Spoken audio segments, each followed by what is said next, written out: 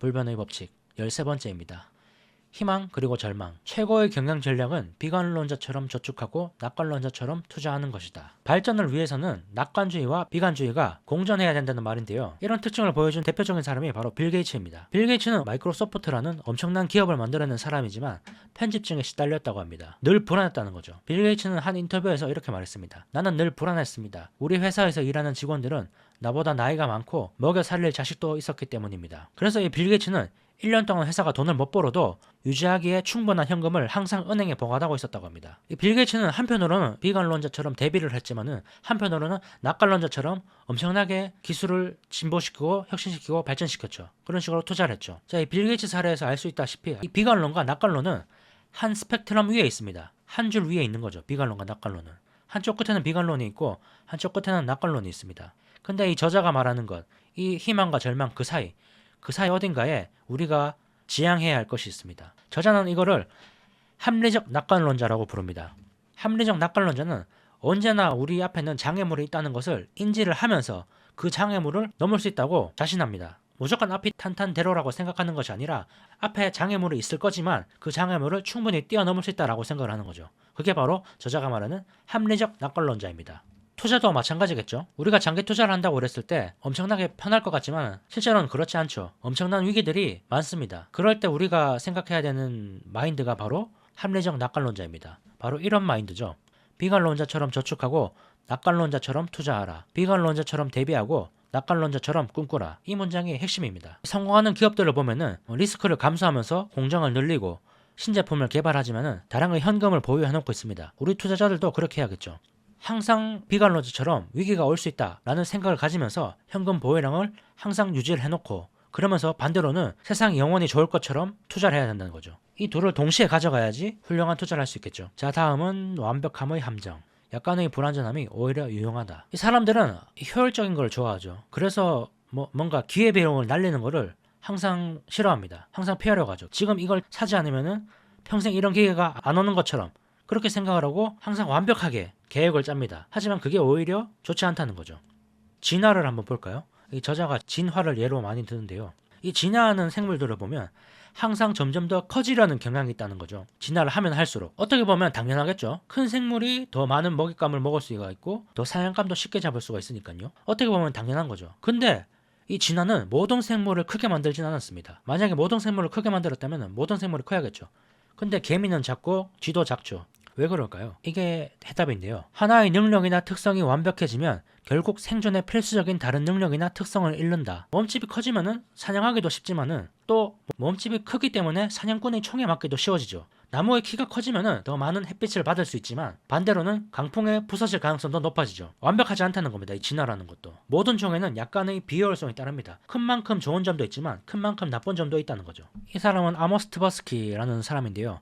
제가 이전에 소개했던 책이죠. 데니얼 카너먼하고 같이 생각에 관한 생각을 쓴 사람인데요. 이 사람은 이런 말을 했다고 합니다. 훌륭한 성과를 내는 비결은 항상 조금씩 덜 일하는 것이다. 몇 시간을 낭비하지 않으면 결국 몇 년을 낭비하게 된다. 또 아인슈타인은 이렇게 말했다고 합니다. 나는 일부러 시간을 내서 해변을 오래 산책한다. 내 머릿속에서 일어나는 일에 귀를 기울이기 위해서다. 또 모차르트는 이렇게 말했습니다. 마차를 타고 이동할 때, 맛있는 음식을 먹고 산책할 때, 밤에 잠이 오지 않아 그냥 누워있을 때, 그럴 때 가장 뛰어난 음악적 영감이 풍부하게 찾아온다. 공통적인 포인트는 이겁니다. 창의력이 필요한 사람이라면 빈둥거리는 시간이 대단히 중요하다는 거죠. 찰리 먼거는 워렌 버핏의 성공 비결을 묻는 질문에 이렇게 대답했습니다.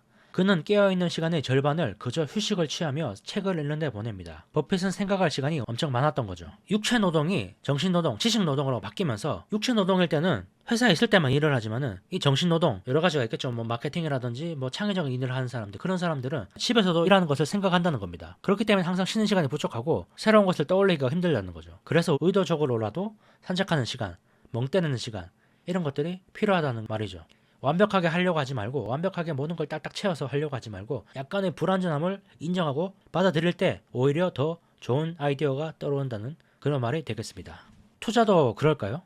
네, 투자도 마찬가지입니다. 완벽하게 투자를 하려고 하면 어떻게 해야 될까요? 현금을 가지고 가면 안 되겠죠. 강세장에는 현금이라는 건 비효율적입니다. 현금만큼 수익을 못 보고 있는 상황이니까요. 투자를 완벽하게 잘하려면은 강세장에서는 100% 주식을 가져가야 되고 약세장에서는 100% 현금만 가져가야겠죠. 근데 이렇게 될까요? 당연히 안 되죠. 그렇기 때문에 우리는 어느 정도 비효율을 인정하고 적정한 비율만큼 현금과 주식을 섞어서 가져가야지 투자를 오히려 더 잘할 수 있다는 말이 되겠죠. 포트폴리오는 어떨까요? 집중 투자는 수익을 극대화시키는 가장 좋은 방법이지만 분산 투자는 수익을 낼 수 있는 종목을 소유할 가능성을 높여주죠. 약간의 비효율성을 허용하는 게 오히려 더 좋다는 말이 되겠습니다. 확실히 맞춘다면 좋겠지만은 그럴 가능성은 높지 않죠. 그렇기 때문에 어느 정도 비효율성을 인정하면서 대충 맞히는 것이 오히려 낫다는 겁니다. 그런데 월가의 많은 똑똑한 투자자들은 무엇을 추구할까요? 정확함을 추구합니다.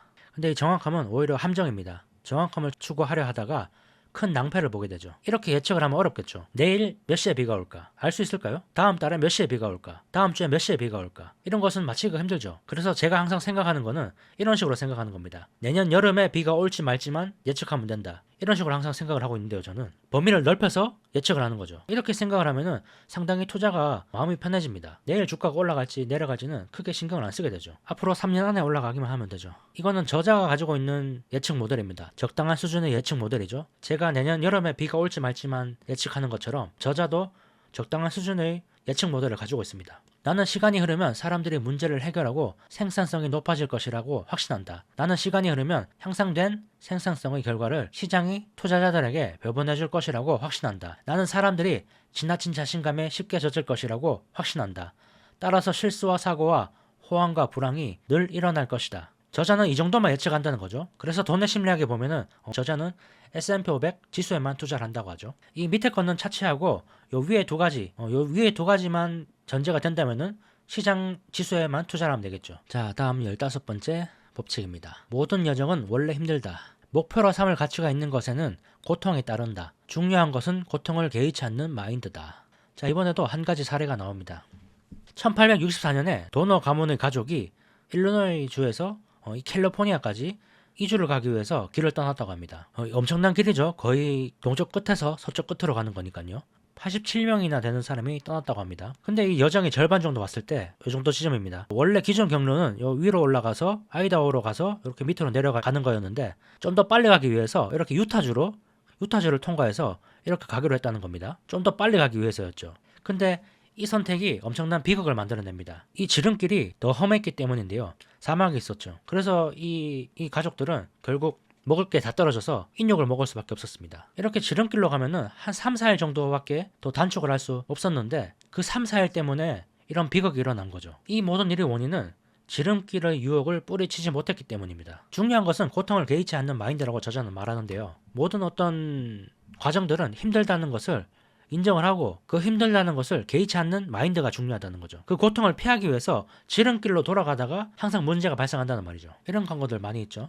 SNS 꿀팁 그러면서 팔로워 늘리는 방법, 좋아요 많이 받는 방법, 이런 방법으로 광고를 하고 돈을 받고 알려주죠. 그런 것들 보면은 어떤 걸 알려주냐면 해시태그 활용 방법, 글 올리기에 효과적인 시간, 포스팅 인기를 높이는 방법, 이런 식으로 꿀팁을 알려줍니다. 근데 가장 중요한 것은 안 알려주죠. 가장 중요한 거는 뭐냐면은 사람들이 읽고 싶어하는 좋은 글을 쓰는 방법입니다.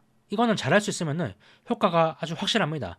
100%죠. 100% 확률로 팔로워가 늘어납니다. 근데 이거는 좋은 글쓰기는 쉬운 방법이 아니죠. 그렇기 때문에 이런 데에서도 알려주지 않는 겁니다. 따라하기가 쉽지 않으니까요. 그래서 쉬운 것만 알려주는 거죠. 자, 그래서 이게 뭘 의미하느냐? 모든 것에는 비용이 따르며 대개 그 비용은 잠재적 보상의 크기와 비례한다. 글을 잘 쓸 수만 있다면은 효과는 확실하죠. 하지만 그게 힘들다는 거죠. 엄청난 노력이 필요하고 연습이 필요하죠. 하지만 그 노력에 비례해서 결과가 같이 좋아진다는 거죠. 책의 본문입니다.